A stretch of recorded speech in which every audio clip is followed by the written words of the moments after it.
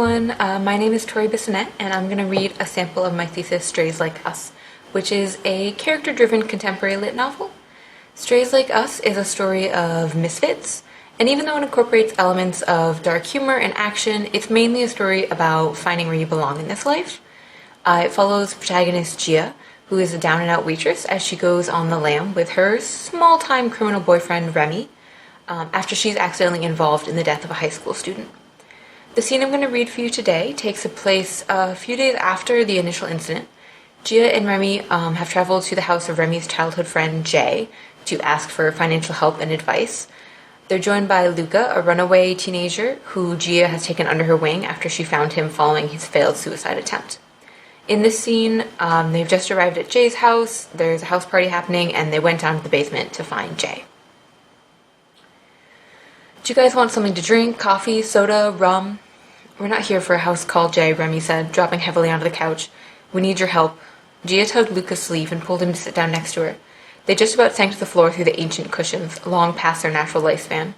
He began twisting the rings on his fingers. Still holding the water bottle she'd offered to Jay, Gia twisted off the cap and pressed it into Luca's hands, interrupting his restless ministrations. Her own anxiety was high enough without him adding jittery movements to it. So you mentioned... Jay took a seat in the desk chair, spinning it twice before stopping it as he came to face them. What's going on? What's it got to do with this youngster? He gestured at Luca before bringing a hand to rub at his non-existent beard. We need a place to go, somewhere to hole up, and some money if you've got any cash on hand. We're kind of in a tricky situation. I killed someone, Jay. The words leapt out of her, surprising even Gia herself. Still, it was important to be clear. Besides her, Luca fumbled the water bottle, barely managing to avoid upturning the whole thing before setting it down on the floor and wiping out the water that had trickled down his chin. She wanted to offer some kind of apology, perhaps for letting him down, but Luca wouldn't look at her. He kept his gaze forward, making intense eye contact with a "Hang in there, baby" cat poster across from him. It hurt more than she expected. This is what she had to get used to now, the discomfort others would feel around her. Jay whistled, long and low, before shifting forward to rest his elbows on his knees. Well, shit, man, that's big. It was an accident. He came at her with a knife, Remy said, when Gia offered nothing further in her defense. She kept her gaze on her lap, running her fingers over a pulled thread in her jeans. All right, Jay said, shoving to his feet and startling everyone. Gia and Remy both scrambled up as he moved across the room. Luca seemed to be stuck in the couch cushions. Let's go. My parents have a cabin down in Vermont. We can stay there for a while. Lay low. We'll figure the rest out as we go. Grabbing a backpack from under the desk, Jay closed his laptop and shoved it in the bag.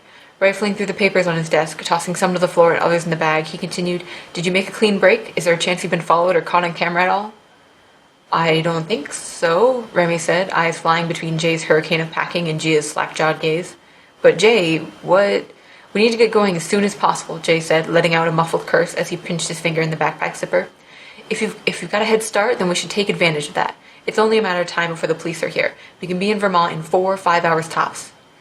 Jay, you don't have to come with us, Gia said, pulling her arms across her chest and nibbling at the inside of her lip. The floor seemed to shift on her feet as she struggled to keep up with Jay's momentum. This is my mess. You shouldn't have to uproot your life for me. What kind of life am I even living here? Jay replied, still bent over the bag as he waved his hand at a few grand worth of electronics and high-end decorations. Besides, someone has to show you the way there. Swinging the bag over his shoulder, he stood and gestured them towards the stairs. Come on. Time is money, as my old man always says. Gia couldn't help but glance around the room. The ease with which Jay just left behind heaps of stuff made her feel foolish for the longing she felt for their apartment of worthless crap. Her life wasn't in the stuff, though. She had to remind herself that to keep her feet moving forward towards the stairs. Her life was Remy. As long as she was with him, she had enough. Glancing behind her, she spared a small smile for Luca, who looked as gobsmacked as she felt. Luca was part of her little group now, too, hopefully someone who could be a friend for a while to come. Remy cleared his throat loudly. Standing a few steps above them, he drew himself to his full height as he took Gia's hand in his and waved a finger at Luca. Make sure to keep your hands to yourself. I'm gay, Luca blurted. Congratulations, Remy snapped, already disappearing up the stairs, tugging Gia behind him. It was time to go. That was an excerpt from my thesis, Strays Like Us. Thank you for listening, and I hope you liked it.